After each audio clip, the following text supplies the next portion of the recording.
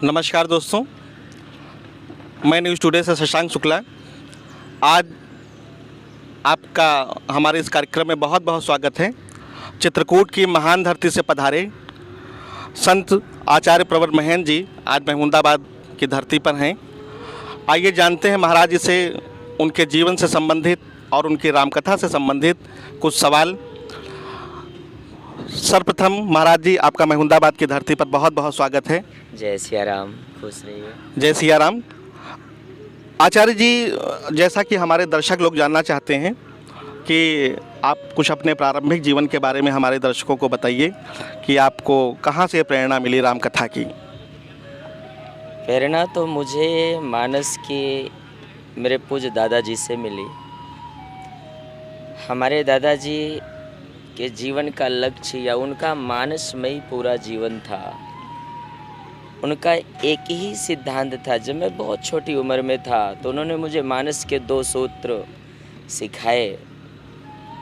सबसे पहला सूत्र जो उन्होंने बताया, बड़े भाग्य मानुष तन पावा, सुर दुर्लभ सदग्रंथ ही गावा।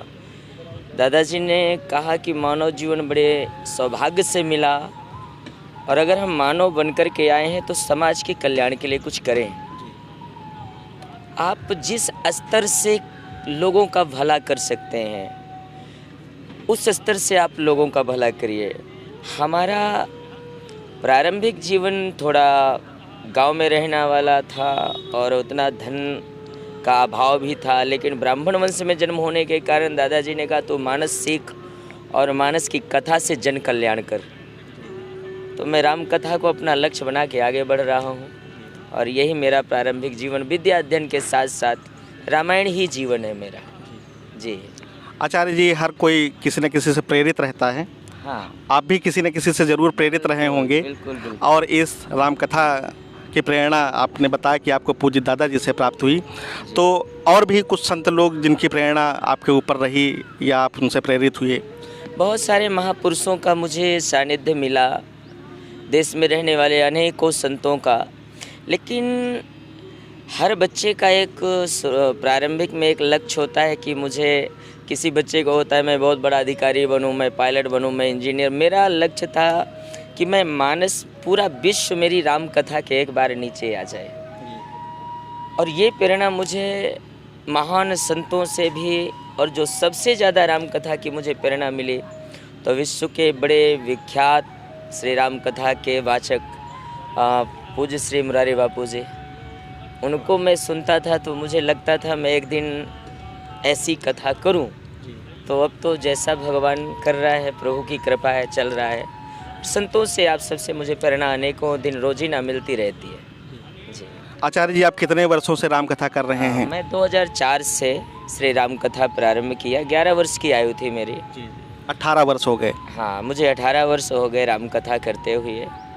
और महमूदाबाद में आपके यहाँ मेरी ये 600 राम कथा पूरी होगी। बहुत सुंदर, बहुत सुंदर। जी जी आचार्य जी, आप मुख्य रूप से रामकथा ही कहते हैं। वर्तमान परिदृश्य में राम के चरित्र से समाज को क्या प्रेरणा मिल सकती है, या जो हमारा बिगड़ा हुआ समाज है उसमें राम जी का चरित्र कहाँ तक कारगर हो सकता है कि वो पीढ़ी हमारी थोड़ा संस्कारवान हो? भैया, इस समय सबसे ज़्यादा आवश्यकता केवल और केवल राम कथा की है। क्योंकि जो मेरा लक्ष्य है कि समाज में जो कुरीतियाँ फैल रही हैं, जो हमारा यंगस्टर युवा समाज जिनका चरित्र बिगड़ता चला जा रहा है, बच्चे माता पिता की सेवा नहीं करते, धन के लिए अपने परिवार को लेकर कहीं कहीं चला गया, कोई कहीं चला गया, माता पिता वृद्धाश्रमों में जा रहे हैं। तो ये सब अगर ठीक करना है तो हमें एक ही साधन, सारी दुनिया को मानसमयी बनना पड़ेगा। सारे मानसिक वृत्तियों को हटाकर कौन कहाँ है, किसका क्या है, कि लेकिन हमें समाज का कल्याण, समाज का सुधार कैसे करना है, अगर ये देखना है तो केवल और केवल रामकथा की शरण में आना है। युवा पीढ़ी को सबसे ज़्यादा, और मैं तो कहूँ हर घर में रामायण का पाठ रोज ही ना हो। और आप सब लोग ये प्रचार करें कि सबसे ज़्यादा राम कथा, रामायण का चरित्र हो। और रामायण का चरित्र सुनने के बाद या राम कथा पढ़ने के बाद किसी और शास्त्र को पढ़ने की भी ज़रूरत नहीं, सब कुछ उसी में मिल जाना है। आचार्य जी, जहाँ तक देखा गया कि हमारी जो आज की पीढ़ी है वो कहीं ना कहीं चाहे भगवान राम हो या धर्म हो, धर्म से विमुख हो रही है। इसके पीछे सोशल मीडिया, सिनेमा, टेलीविज़न, तमाम बहुत सी चीज़ें हैं। तो ये कैसे भगवान श्री राम का उदाहरण दे करके या रामायण का उदाहरण दे करके हमारी जो युवा पीढ़ी है, जो आज संस्कारहीन हो गई है, उसको संस्कारवान कैसे बनाया जाए, कुछ इस बारे में हमारे दर्शकों के बारे में बताएं। इसमें सबसे पहले तो मैं शायद एक दिन मैं व्यासपीठ से भी बोला हूँ कि गृहस्थ में सबसे पहले घर में रहने वाले बड़े बुजुर्गों को अपने आप को थोड़ा संयमी बनाना पड़ेगा, क्योंकि हम संसार में सब कुछ बाज़ार में खरीद सकते हैं, वस्त्र भी मिल जाएगा, सारी वस्तु आप बाज़ार से ले लेंगे, लेकिन संस्कार और चरित्र कभी दुकान से नहीं खरीदा जा सकता। संस्कार और चरित्रों को अगर चरित्रवान बनना है, संस्कार लाना है, तो घर में रहने वाले बड़े बुजुर्गों को चाहिए कि सबसे पहले अगर आप चाहते हैं कि हमारा बच्चा सबसे पहले उठ कर के और मंदिर में जाए, तो आप अपने चरित्र को बनाइए कि मैं सबसे पहले उठूं और मंदिर में जाऊं, तो वो बच्चा आपको देखकर अपने आप मंदिर की ओर जाएगा। ये उसका लक्ष्य है। और हमारा चरित्र खुद ही नहीं है धर्म के प्रति, तो हम अपने बच्चों को क्या शिक्षा देंगे। तो देश दुनिया में सभी माता पिता से मेरा निवेदन है कि पहले आप संस्कारों को जीवन में लाइए, क्योंकि आपकी संतान, आपके बच्चे जो आप कहेंगे वो बहुत कम मानेगी, जो आप करेंगे वो ज़्यादा देखेगी। जो आप कर रहे हैं उस हिसाब से वो चलेंगे। और अगर हमारा बड़े बुजुर्गों का यही लक्ष्य हो जाए तो कुछ सिखाने की ज़रूरत नहीं है, वो अपने आप मिलता है। समय समय पर ज़रूर धर्म की समाज में लाना चाहिए, बच्चों को संतों के दर्शनों में ले जाना चाहिए, मंदिर देवालय में ले जाना चाहिए। और सबसे बड़ी बात, धर्म के लिए हमें बिल्कुल अपने लिए सजग रहना चाहिए कि हमारा आराध्य भगवान है और हम मनुष्य जीवन लेकर के आए हैं, तो हमसे अपराध ना कोई हो, हम जनमानस का कल्याण करें, यही हमारी सोच होनी चाहिए। जहाँ तक आचार्य जी का साफ कहना कि अगर हमारे माता पिता संस्कारवान होंगे तो बच्चे उनको अनुसरण करेंगे और वो भी संस्कारी होंगे। बच्चों को सिखाने के लिए ज़रूरी है कि वैसे कर्म किए जाएं जिनका बच्चों पर प्रभाव पड़े। आचार्य जी, आपका मिशन क्या है और इस मिशन को लेकर के आप कहाँ तक कामयाब रहे हैं, कितना कामयाब रहे हैं? बहुत काम, और मैं कामयाबी का ही लक्ष्य है कि मैं आपके महमूदाबाद में आ गया और मेरे साथ जैन साहब बैठे हुए हैं, और मैं अपने राम कथा में करोड़ों की लोगों की भीड़ होती है, 200 लाख लोग होते हैं, लेकिन जो लक्ष्य है मेरा कि धर्म और समाज का कल्याण हो, इसके अलावा कुछ नहीं। मैं किसी को बंधन में नहीं डालता कि आप किसी इसकी पूजा करो या उसकी। श्रद्धा हमारी जहाँ है उसको पूजें, लेकिन निष्ठा के साथ और धर्म के प्रति, अपने राष्ट्र के प्रति। जो मेरे जीवन का लक्ष्य है तो भारत भूमि का कल्याण हो। सर्वे भवन्ति सुखिनः सर्वे सन्तु निरामया सर्वे भद्राणि पश्यन्तु माँ कश्चित् दुर्भाग् होते। विश्व का कल्याण हो, समाज का कल्याण हो, हमारी संतान का कल्याण हो, हर व्यक्ति सुखी रहे।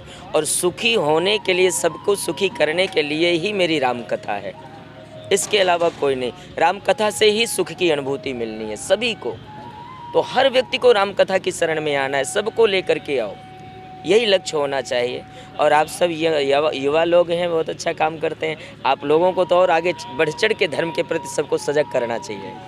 दूसरी बात, हमारे जो संस्कारों को, हमारे चरित्रों को मिटाने का प्रयास कर रहा है विदेशी मीडिया और सबसे ज़्यादा बॉलीवुड। तो बच्चों को इससे दूर रखो। जो हमारे संस्कार और हमारे चरित्रों को बिगाड़ने का प्रयास करे, उससे बहुत दूर रहो। और वो दूर कभी होगा जब घर के लोग, हमारे बड़े लोग साथ देंगे बच्चों का, तभी ये चीज़ें हो पाएंगी।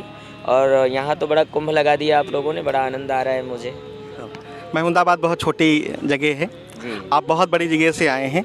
आपको क्या लगा था इतना प्यार महमूदाबाद की जनता आपको मिलेगी? क्या जनता का प्यार मिला यहाँ आपको? बहुत ज़्यादा यहाँ माताओं बहनों का और जैन साहब का इतना ज़्यादा मेहनत वो दिख रही है।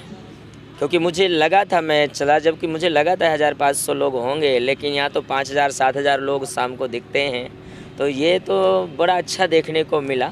और ये कुंभ रच दिया आप लोगों ने, और उसमें सबसे ज़्यादा प्रयास तो आप लोगों का है। मैं ये जो आपका न्यूज़ है, न्यूज़ टुडे, इसके लिए भी कहना चाहूँगा कि आपने सारे न्यूज़पेपरों पर जितना पब्लिसिटी की है और उसका परिणाम शाम को दिखता है। तो बस यही बड़े आनंद के साथ मैं अपनी प्रसन्नता व्यक्त करूं। महमूदाबाद में बड़ा आनंद आ रहा है मुझे। सर आगे उम्मीद है कि आपका आगमन यहाँ होता रहेगा महमूदाबाद तारीख में? निश्चित हो गई है। उसकी तारीख 2024 में 15 फरवरी, माघ का महीना, तो 2024 में 15 फरवरी से वो कार्यक्रम होगा अगली साल। लेकिन इस साल हम लोग 9 दिन किए, अगली साल हम लोग इसको 7 दिन करेंगे। और इस साल हमने अभी, और मैं सबको कहूँ ये प्रचार जरूर करिए कि यहाँ पर महादेव की स्थापना की है हमने। रामकथा के अंदर विशाल शिवालय और सीताराम जी का मंदिर। शिव पूजन से समाज के अनेकों कष्ट दूर होते हैं। सब लोग आकर के यहाँ पर भगवान का पूजन करें, दर्शन करें। और अगली साल हम लोग फिर मिलकर के शिव चरित्र गाएंगे यहाँ पर 7 दिनों तक केवल शिव कथा गाएंगे जी। तो आज हमारे साथ इस कार्यक्रम में थे चित्रकूट से पधारे मानस मणि महाराज जी, आचार्य प्रबंध महेंद्र जी। आपका बहुत बहुत धन्यवाद कि आपने अपना कीमती समय निकाल करके हमें थोड़ा समय दिया, हमारे जनता को समय दिया। साथ में मैं धन्यवाद ज्ञापित करना चाहता हूं इस कथा के आयोजक श्री विद्युत कुमार जैन जी, जिन्होंने इस 9 दिवसीय कथा का आयोजन करवाया। महाराज जी को निमंत्रण दिया और महाराज जी ने भी उस निमंत्रण को बहुत ही सहर्ष स्वीकार किया और हमारे बीच में आए। हजारों माताएं बहनाएं हमारे यहाँ शाम को इकट्ठा होती हैं, कथा में आती हैं। सभी दर्शकों से हमारा अनुरोध है कि सोमवार तक ये कथा चलेगी। कथा के पश्चात यहाँ पर भंडारे की बहुत अच्छी व्यवस्था रहती है और आएँ, माताएं बहनें आएँ, अपना यहाँ पर कथा सुनें और उसके बाद प्रसाद ग्रहण करें। आचार्य जी आपका बहुत बहुत धन्यवाद। जय सिया राम। बहुत बहुत धन्यवाद आप सबका। मैं भी कई दिन से सोच रहा था कि ये सब लोग आएँ और मैं कुछ संवाद करूं आप लोगों से, तो आप सब आ गए, बड़ा अच्छा लगा। बहुत बहुत प्रणाम।